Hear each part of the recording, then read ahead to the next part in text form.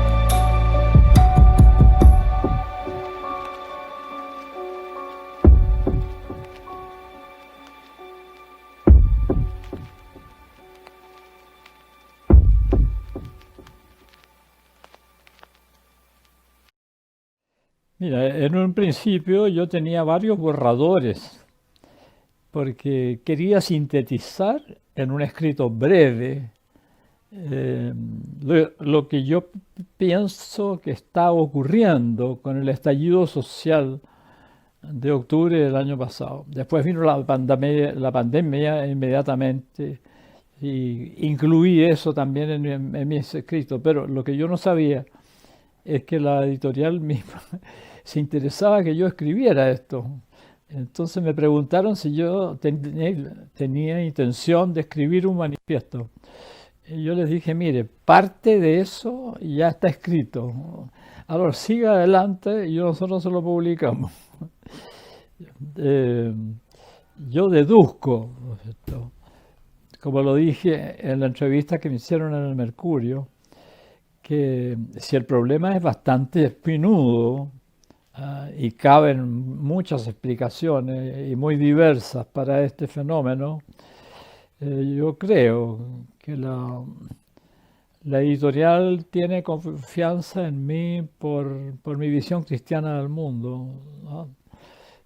Eso es lo que está en la trastienda, ¿ah?, de que sea yo quien trate este tema tan espinudo, ¿cierto?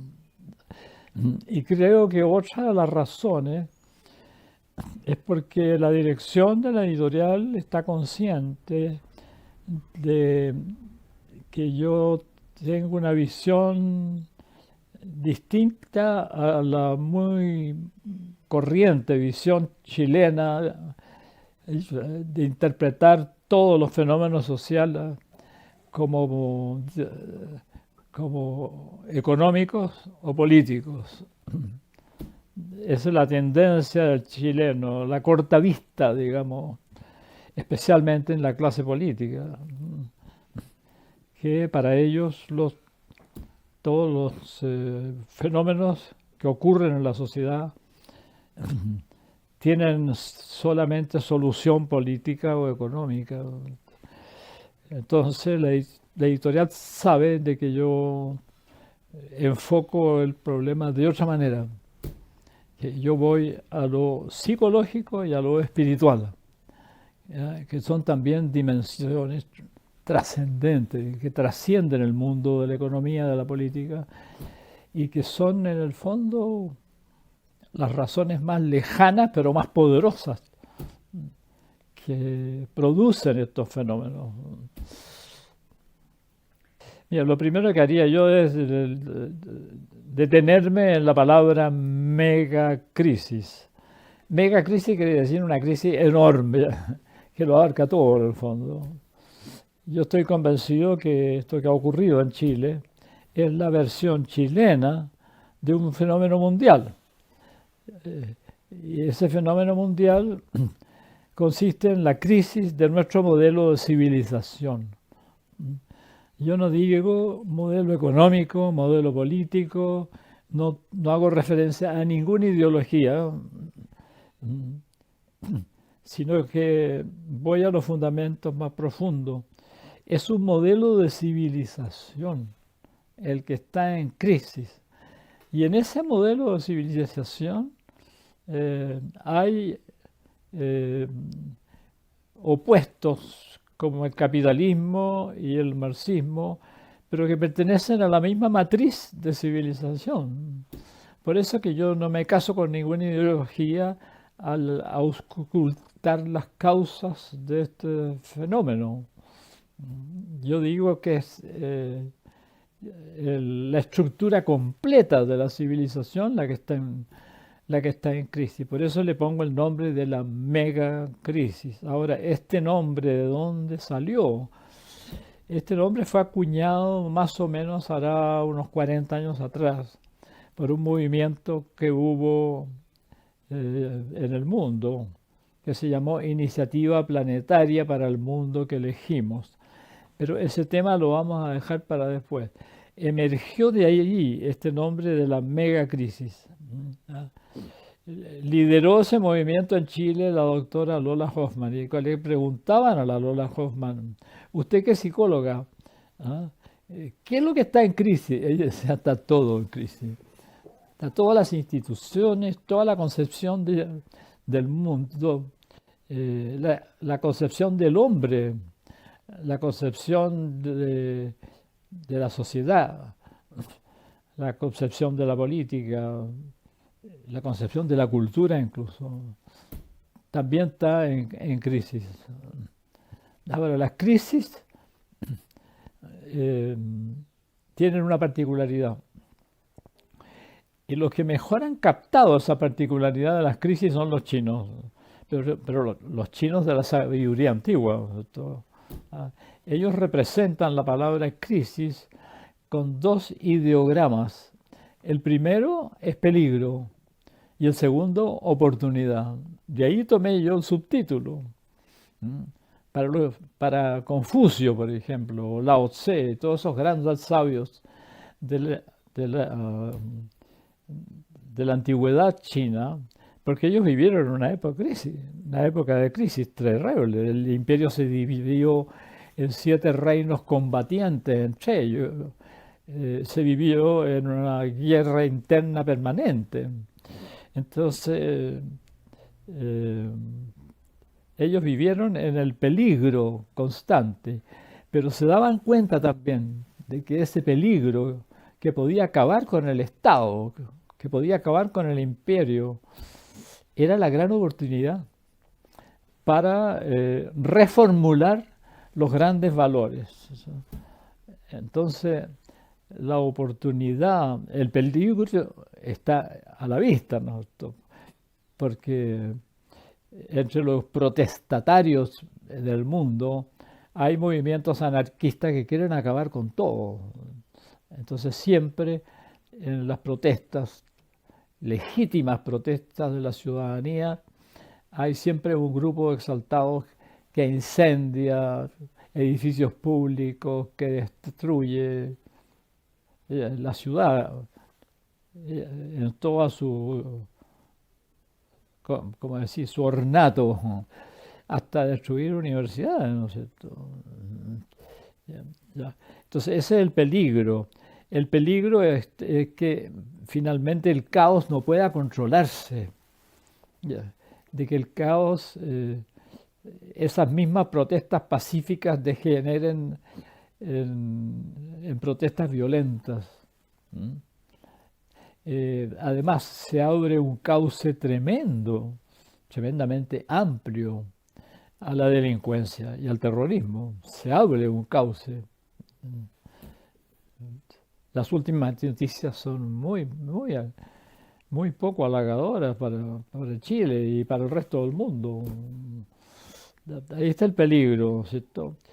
Y yo diría, hablando en términos sociológicos o antropológicos, si quiere usted, el gran peligro es quedarse en la interpretación puramente política y económica de los hechos, porque eso cerraría el acceso a lo más misterioso, a lo más profundo que una crisis como esta tiene.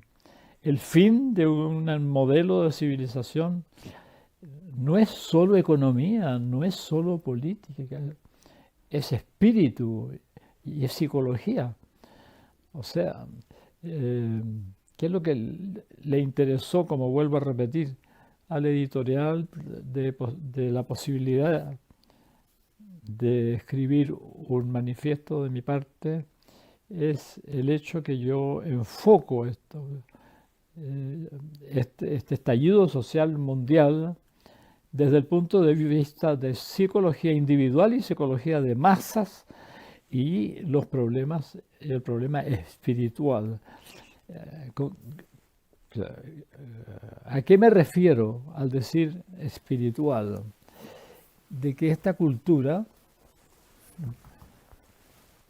se nació sobre fundamentos espirituales cristianos. El amor, el respeto, la solidaridad, la cooperación, ¿no? La igualdad, eso. Y esos valores se acabaron en el mundo. No es necesario rascarse mucho la cabeza para darse cuenta de que esos valores terminaron. No están vigentes. Digamos que la sabiduría antigua fue sustituida por el cálculo nada más. El hombre de hoy no reflexiona, calcula. Y es muy peligroso esto. Ese tipo de hombre es muy peligroso. Ya, y ¿cómo decir? El amor, desde luego, el respeto, la cooperación, se han sido sustituidos simplemente por la organización y la eficiencia. Entonces vivimos en un mundo puramente mecánico. No es un mundo orgánico, es un mundo mecánico. Y los grandes filósofos de la historia como Oswald Spengler o Arnold Toynbee han detectado que cuando termina una cultura, bueno, Spengler lo llama cultura, Toynbee la llama civilización, pero aluden a lo mismo. Cuando terminan, esas son las características. Terminan los grandes valores sobre los cuales se fundamentó esta cultura, esta civilización, y se sustituye por otro. Muchas veces la fuerza bruta, ¿no es cierto? Pero también la eficiencia, el cálculo, la productividad, todo eso reemplaza a estos grandes valores. Por ejemplo, yo, conversando con usted antes, le dije, se oye decir muchas veces, ¿cómo será el mundo en el 2050, en el 2100? Eso salió en un artículo que se publicó en el Mercurio. Eso vino de Estados Unidos. Yo contesté una carta, dije, no es la verdadera pregunta, no es la pregunta más importante que se puede hacer en este momento, sino cómo va a ser el mundo en el 2100. Hay que sustituirlo por cómo van a ser los hombres, los seres humanos en el 2100. Porque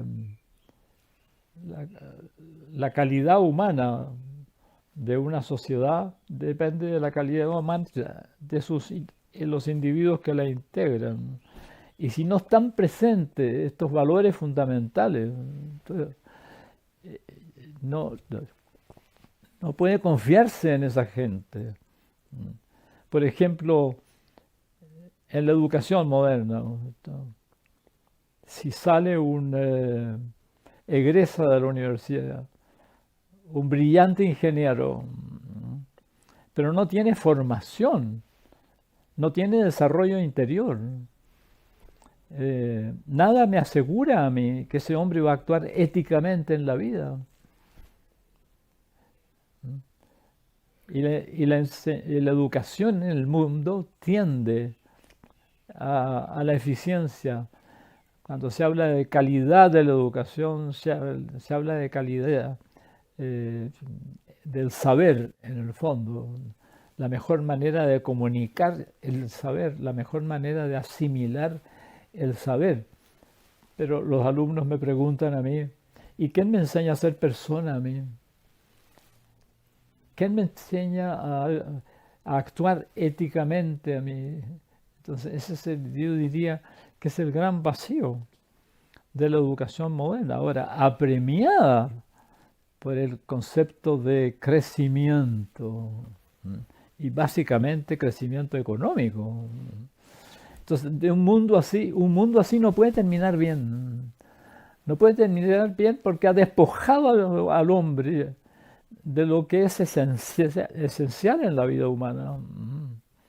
Esa sería mi respuesta a su primera pregunta. Perdone que haya sido tan larga. Su primera pregunta era peligros y oportunidades de la megacrisis. Mira, yo como cristiano creo que esos son valores eternos, que han estado vigentes no solo en el occidente, han estado vigentes en los mejores momentos de las culturas orientales también. Por ejemplo, yo te diría que Confucio representa la ética cristiana en la China del siglo VI antes de Cristo. Ama a tu prójimo como a ti mismo, está en las enseñanzas de Confucio.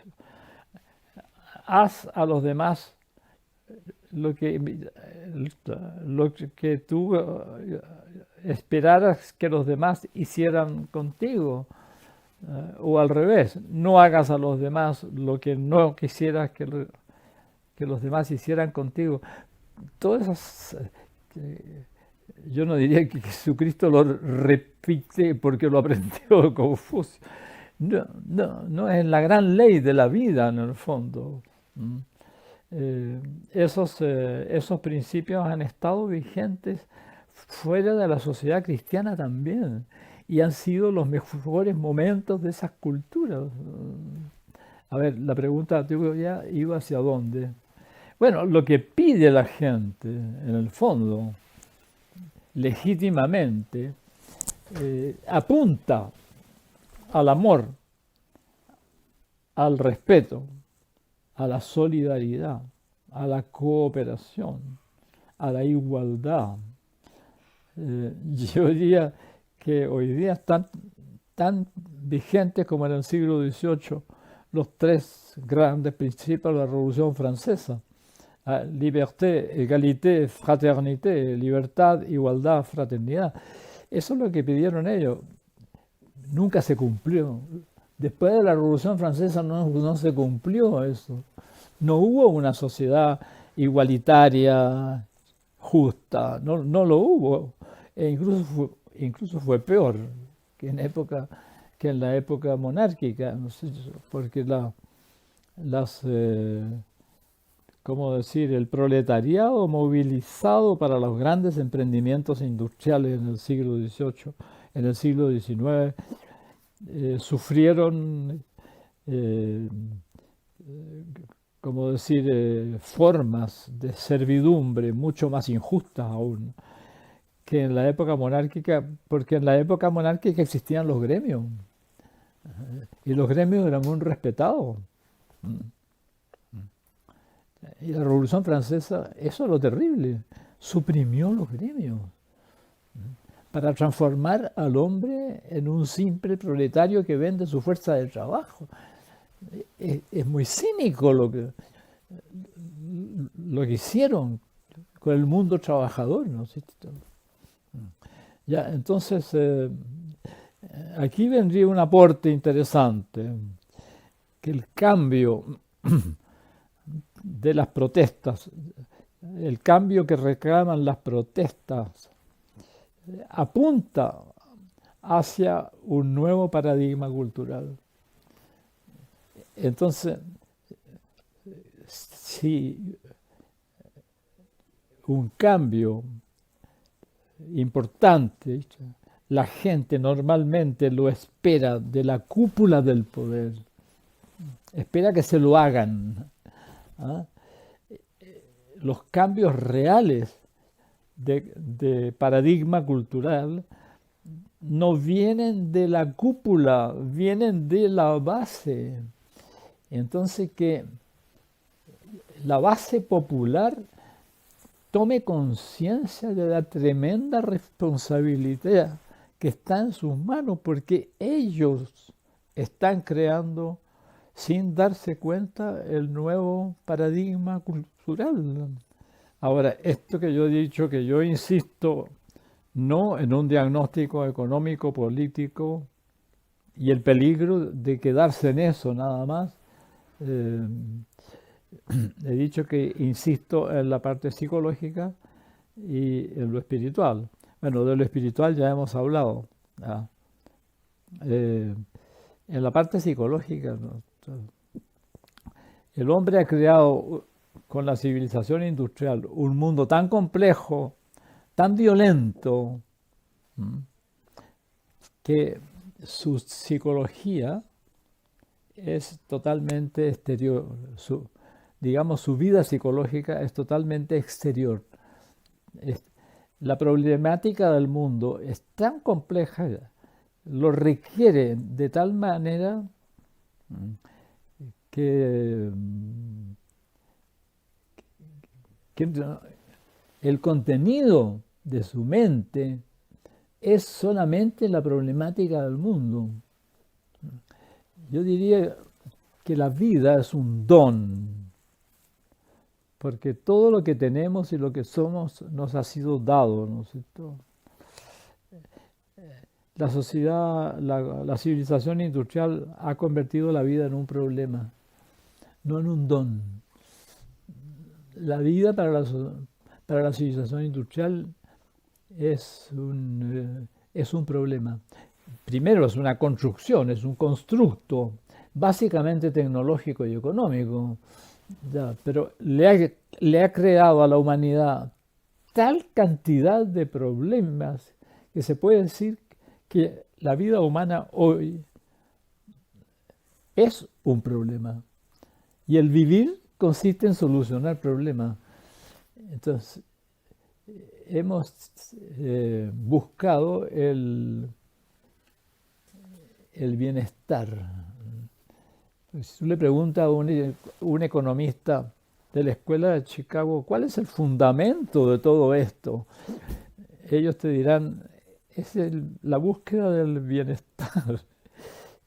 Y hemos terminado en un malestar crónico. O sea, las formas de vida que ha creado la civilización industrial no excluyen la felicidad, excluyen el gozo de vivir, excluyen la gratuidad, excluyen la reflexión, excluyen el afecto, lo cambian todo por el rendimiento y la eficiencia. Es un mundo así no puede durar. Traiciona el propósito de la vida humana, lo traiciona de tal manera que esto va a explotar. Yo tengo miedo que en estas dos, ¿no es cierto?, peligro y oportunidad, el peligro sea infinitamente más grande de lo que estamos viendo. Eso es lo que temo. Entonces yo ruego a Dios de que las oportunidades avancen lo más rápido posible para ofrecer algo convincente al mundo. Se hizo una encuesta en el mundo de cuántas son las personas que se han dado cuenta de este problema y abogan por una cultura alternativa que abandone totalmente, claro, en forma gradual, este paradigma cultural que ya está terminado, ¿no? Y se llegó a la conclusión que era el 15% de la humanidad, que es una cifra no despreciable como ingrediente en la masa. Esa encuesta la hizo un empresario muy rico de Canadá, ¿no? Envió un equipo de sociólogos, antropólogos, economistas, ciencias políticas, a buscar a esta gente en el mundo, y la encontró en todas partes. La encontró en todas partes. Algunos de los países de Extremo Oriente, norte de África, en todas partes está esta gente que no cree en que esto va a terminar bien. Y si están elaborando los procedimientos para liberarse de su dependencia de los criterios que manejan todavía este modelo, llegaron a la conclusión que eran el 15% de la humanidad.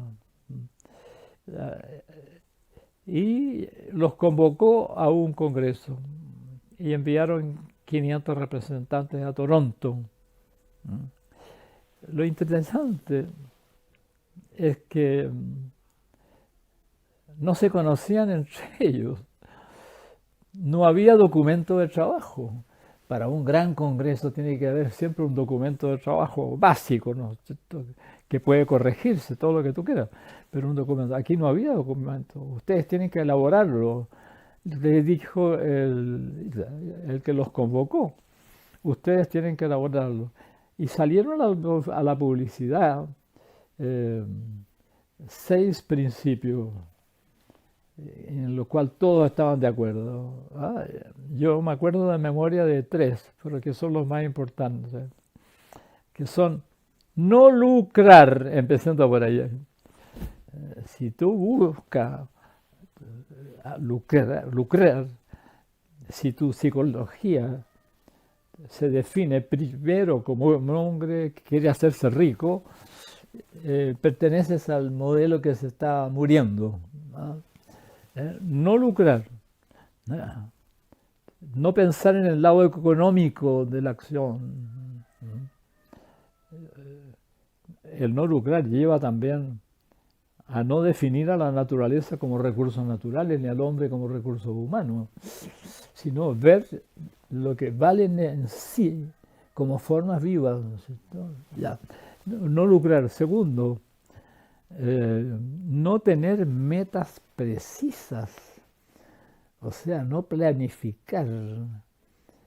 ¿Por qué? Hay una razón filosófica para eso. La vida tiene su propia, ¿cómo decir? La vida tiene sus propios criterios para desarrollarse. Y la persona que piensa que tiene que planificarlo todo, preverlo todo, no le deja a la vida ninguna opción que para que se manifieste por sí misma. ¿Cuáles son sus leyes? ¿Cuáles son sus ritmos? ¿Ya? ¿Cuáles son las leyes de su crecimiento gradual? ¿Ya? La extinción de todos los fenómenos, el orden de las estaciones. ¿Ya? ¿Ya? Entonces, no tener metas precisas no significa no tenerlas en absoluto. No. Hay metas precisas que uno en el diario vivir las tiene. ¿En qué colegio voy a poner a mi hijo? Pero básicamente en la relación del hombre con la naturaleza, por ejemplo, o incluyo en la naturaleza el tiempo también, ¿no? Esa relación no debe ser enteramente planificada. Entonces, y para eso, claro, tú tienes que haber renunciado a lucrar primero, porque si renuncias a lucrar,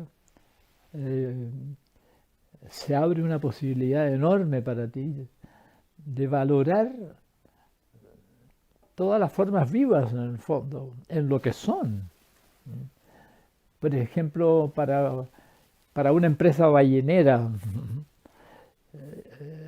¿qué es la ballena? Es un recurso natural, nada más. Ya, pero si tú renuncias a lucrar, ¿qué es la ballena? Es un ser vivo muy respetable y que está ahí por algo.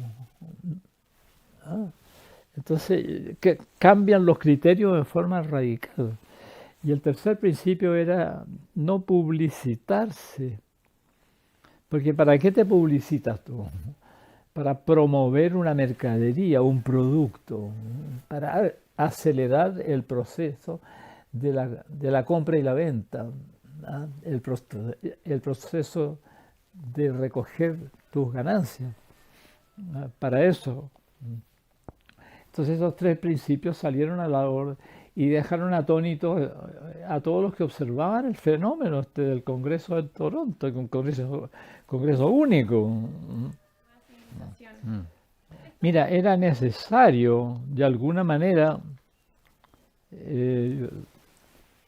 producir un Halt, es la palabra alemana, Halt, un Halt, una detención incluso brusca del movimiento mundial, porque el movimiento mundial es el que está destruyendo todo en el fondo. El movimiento de las empresas, de la fábrica, la contaminación de la atmósfera por las emanaciones de la industria, los vuelos. Se sabe que los vuelos son de los que más contaminan la atmósfera, son tremendos. Y que paren los vuelos, que que paren tantas industrias, que quebren tantas industrias. Y que ese hombre que sale a la calle todos los días, ¿cómo se dice?, apremiado por el tiempo útil, se tenga que quedar en su casa, presente a sus hijos y a su cónyuge. Era lo que la humanidad necesitaba.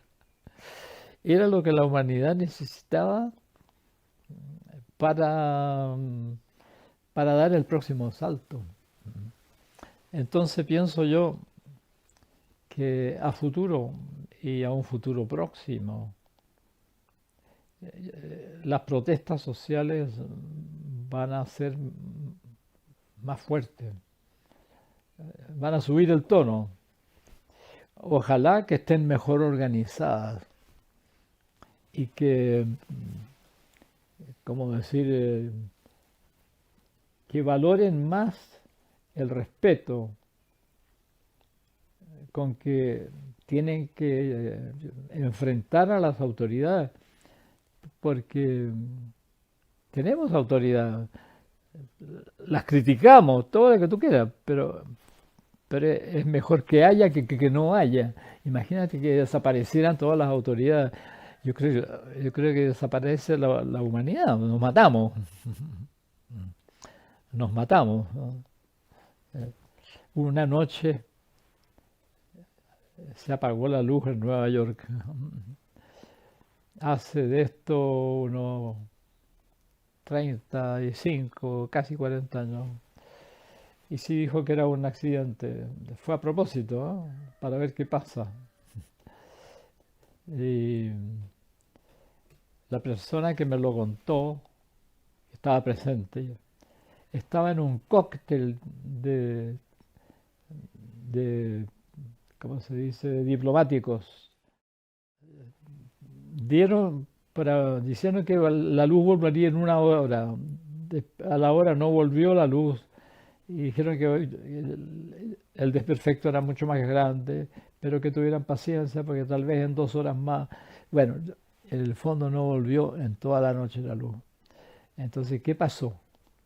Se retiró la policía de todos los centros para dejar al lumpen hacer lo que quisiera.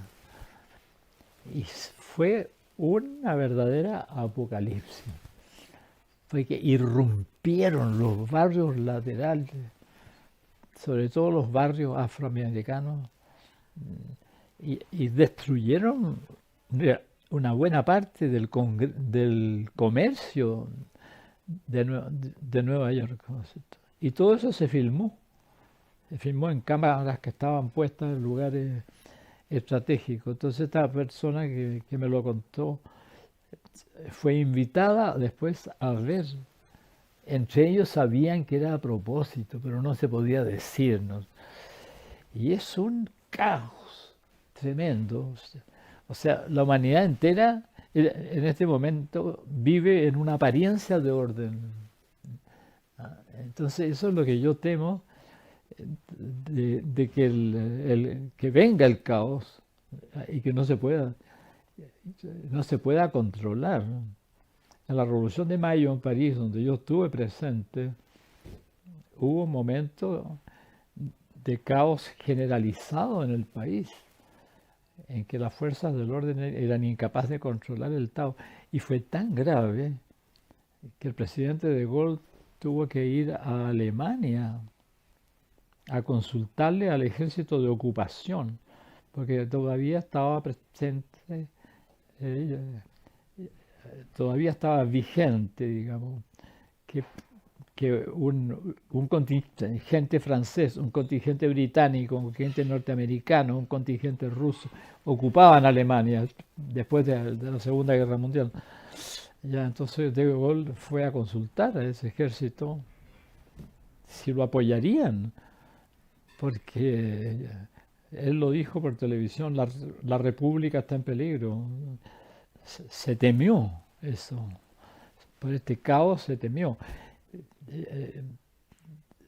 En Chile puede pasar eso también, ¿no es cierto? es de esperar de que las protestas sociales, que yo anhelo que vengan de nuevo, pero en forma gandhiana, no violenta, con respeto del adversario. En un artículo notable que escribió Christian Wartken sobre el uso de la fuerza, porque en nuestro escudo dice por la razón o la fuerza, que esa fuerza no sea solo la de las Fuerzas Armadas, hay otro tipo de fuerza, dice él. Entonces cita el caso de Mandela, cuando Mandela, al salir de la cárcel, en vez de lanzar proclamas contra las autoridades colonialistas, sino que le anunció visita. Se tomó una taza de té con él en una amistad, en una cordialidad, y que eso tiene más fuerza de que él hubiera liderado un movimiento, como decir, enérgico, violento. Entonces, razones tenía porque las autoridades coloniales habían cometido tremenda injusticia y muchos crímenes. Fue al revés, igual que Gandhi, que iba a ver al virrey británico de la India y lo trataba como un hermano y pactaba con él. Lleguemos a un acuerdo.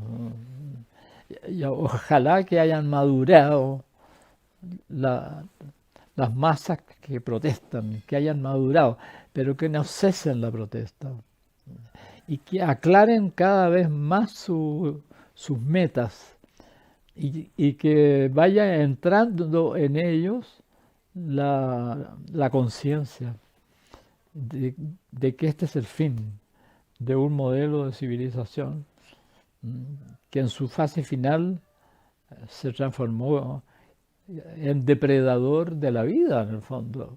Porque si sigue continuando, si sigue funcionando como ha funcionado hasta ahora, se acaba la vida en el planeta. El planeta se transforma en un lugar no apto para la vida humana, como que esto continúe como está. Y que se vaya dando cuenta los que protestan en las calles que no salir de la matriz del antiguo paradigma cultural y entrar en una nueva matriz. Hay un capítulo en el manifiesto que yo le llamo tomándole el pulso a la sociedad. Bueno, yo lo hice a través de mis alumnos y es increíble la madurez que han adquirido en su sentido crítico y con la inteligencia y la agudez con que ven el problema, ¿no? Ninguno dice las cosas tan radicalmente como las digo yo, en el sentido de un cambio radical de modelo cultural, no. Pero todo su lenguaje apunta a eso, en el fondo.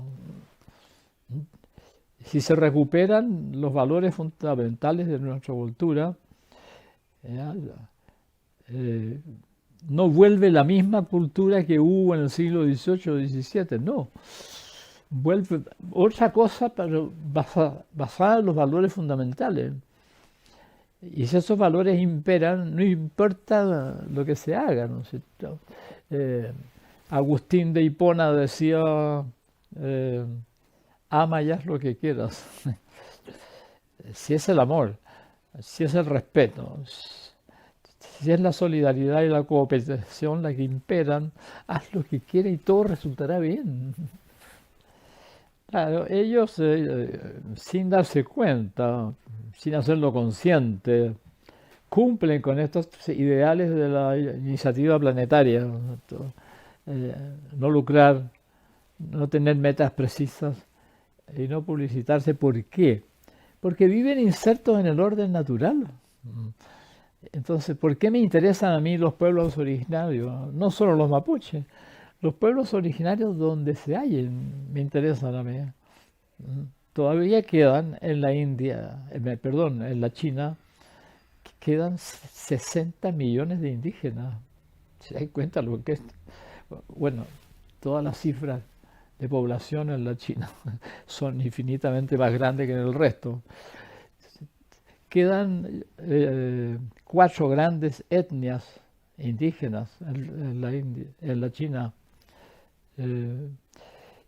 Y hay, desde el tiempo de Mao Zedong no se los puede molestar, no se les puede exigir que estudien el libro rojo, porque ellos representan el socialismo original de la especie humana. O sea, el compartir fraternalmente todas las cosas, ese es el socialismo original de la especie humana, pero no por una ideología, sino por formación interior del hombre, porque le nace ser así.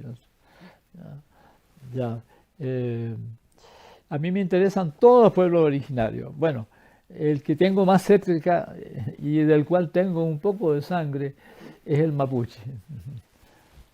Pero me interesa particularmente por el sentido de la dignidad humana y de la libertad que tiene el pueblo mapuche, que no la ha tenido ningún otro pueblo originario de América en el grado que ellos lo tuvieron. Solo son comparables algunas comunidades de los pieles rojas de Estados Unidos. Tenían el mismo temple de dignidad y el sentido de libertad y el coraje a toda prueba, ¿no es cierto? Entonces ese señorío que tiene el mapuche tradicional, digamos, es el que me permite, digamos, el que me llama a preferirlo sobre los demás pueblos indígenas de América. Realmente es mi pueblo querido, mi pueblo indígena más querido.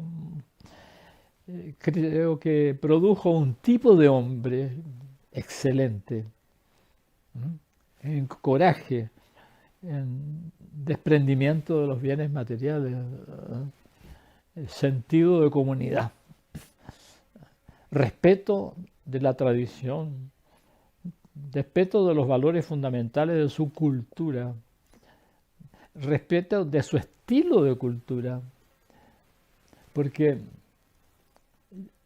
en la historia secreta de Arauco se cuenta que cuando los quechuas, que hicieron de Chile una provincia del imperio, ¿no es cierto?, cuya capital era el Cusco. Usted sabe que en Santiago había 100.000 peruanos.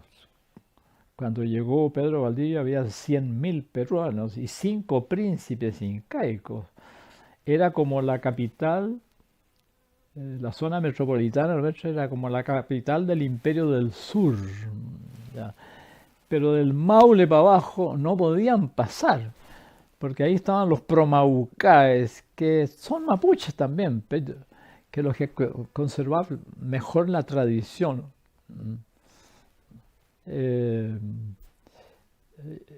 Y algunos españoles con especial sensibilidad tuvieron la sabiduría de darse cuenta de la calidad humana de ese tipo de mapuche. Por ejemplo, el que escribió Arauco Domado, Pedro de Oña, se enamoró de los mapuches. Leyó la Araucana de Silla y se fascinó, no con los españoles, héroes que vinieron para acá, sino de los héroes mapuches que les respondieron, que les hicieron frente, ¿no? Entonces eso es lo que yo admiro en el pueblo mapuche. Claro, lamento que haya grupos exaltados que cometen actos violentos, pero es un pueblo al cual se lo ha atracado, se lo ha despojado, se lo ha discriminado, incluso ante la justicia. Es un pueblo que está llegando a una situación límite. Entonces, ojo, mucho cuidado, que el pueblo mapuche llegue a una situación límite es ya una guerra de Arauco. Puede ser una guerra de Arauco. Hasta el momento, la mayoría de ellos quieren el diálogo. Diálogo que no ha llegado nunca, pero que ahora parece que está llegando. Y cuidado, diálogo no paternalista, de igual a igual. ¿Eh? Eso, en que se aclare la deuda histórica. Por ejemplo, una hacienda del sur, de la región de Valdivia, ¿no es cierto? Tierra fiscal, pero poblada por mapuches. De repente se le vende a una familia de origen alemán con los indios adentro. Entonces el lonco decía, han vendido la tierra con las culebras, con los conejos, con los pumas, con los loros, con los cóndores y con los indios.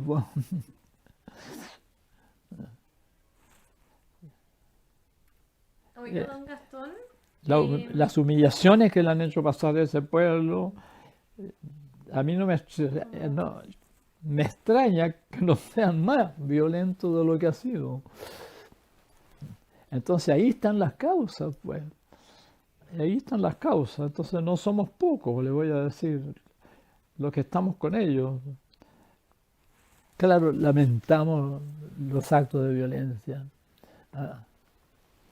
Sobre todo el caso de Luchinger, ¿no es cierto? La familia, desgraciadamente, murieron quemados en su casa. Lamentamos eso, pero hay que ir a la raíz. El gobierno lo puede evitar si sabe dialogar con dignidad con ellos.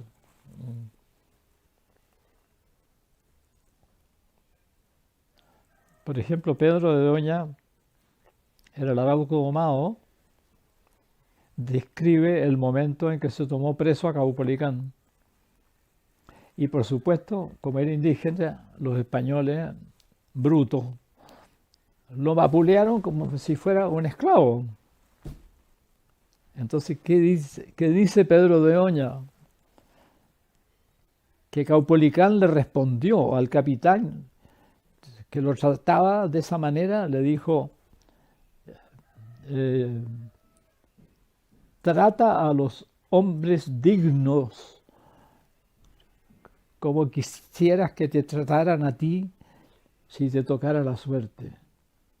O sea, ¿no te das cuenta que yo soy un caballero igual que tú?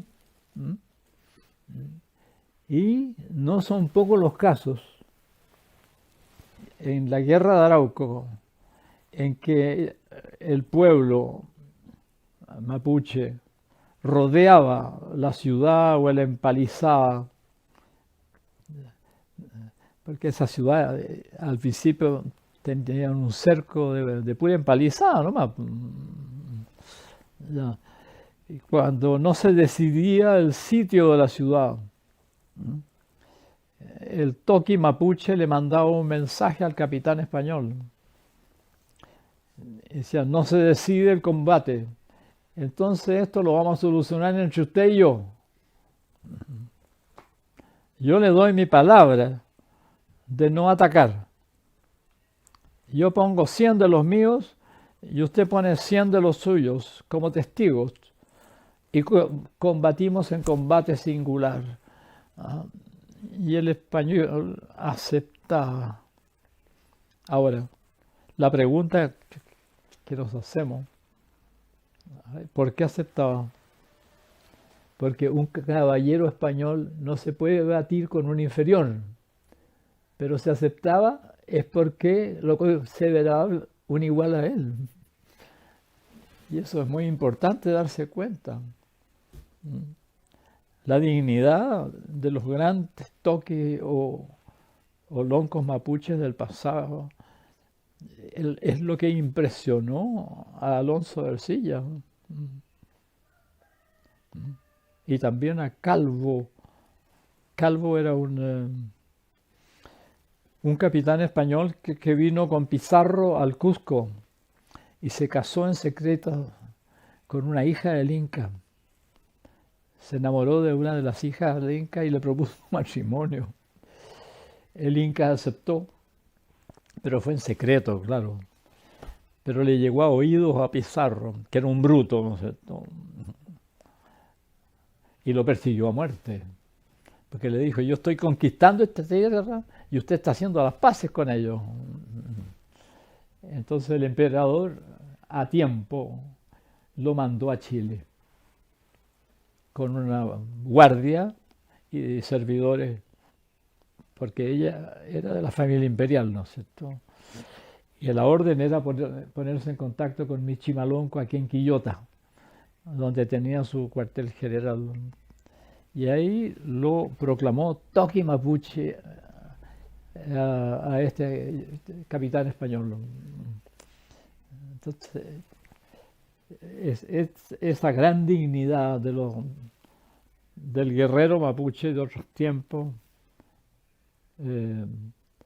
es lo que entusiasmó a Alonso de Ercilla y a Pedro de Oña, ¿no es cierto? Bueno, yo le pido al pueblo mapuche que purifique su lucha, que disminuyan los hechos de violencia, que aumenten los hechos no violentos, pero la resistencia no violenta activa. Cuidado. Yo tuve una conversación pública con Héctor Yaitul, el director de la coordinadora Mayeco Arauco, en ese teatro que fue Cinearte en la Alameda, ante un público. Y ahí él dijo, lamentablemente hay hechos de violencia, pero que quede claro que nuestra violencia es defensiva, no ofensiva.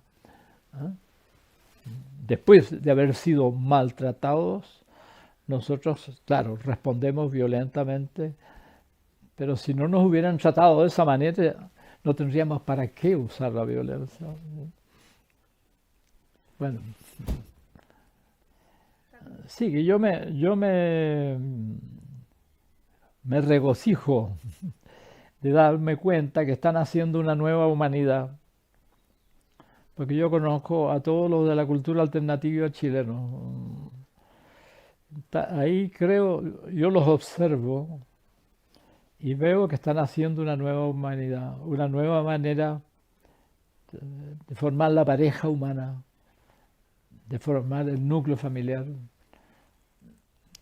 de tratar el cuerpo y la salud, de concebir la formación espiritual del hombre. Yo veo que están haciendo una nueva humanidad y me da mucha felicidad darme cuenta de que esos valores perdidos que ellos quieren recuperar son los mismos del Evangelio de Jesucristo, bajo otra forma, con otro lenguaje. Ahora, digo, esos valores son universales, no son la exclusividad del cristianismo. amor, respeto, cooperación, solidaridad. Esos valores han estado en todas las grandes culturas en sus grandes momentos, en sus mejores momentos han estado presentes. Entonces yo veo que el mundo marcha hacia allá y mi esperanza es que la vida es más fuerte que la muerte, ¿no? O sea, si Dios trajo la vida a este planeta, eso es más fuerte que la imbecilidad de los hombres, ¿no? De que están destruyendo la naturaleza y transformando en este planeta en un desierto o en un basural, ¿no? Esa fuerza que trajo la vida al planeta es más fuerte que la necedad, que la insensatez de los hombres. Y esa es mi confianza. Agradecemos a don Gastón por sus hermosas palabras y por recibirnos en su casa de Limache para grabar este video. También les agradezco a ustedes por su disposición a participar en todas las actividades que este año han estado disponibles en formato virtual de FAS y también, por supuesto, por habernos acompañado en esta presentación de manifiesto de don Gastón Sublet, publicado por Ediciones UC. Hemos querido en este FAS presentarles encuentros enriquecedores y entretenidos para estrechar y seguir afianzando los puentes entre lectores, autores, editoriales y públicos.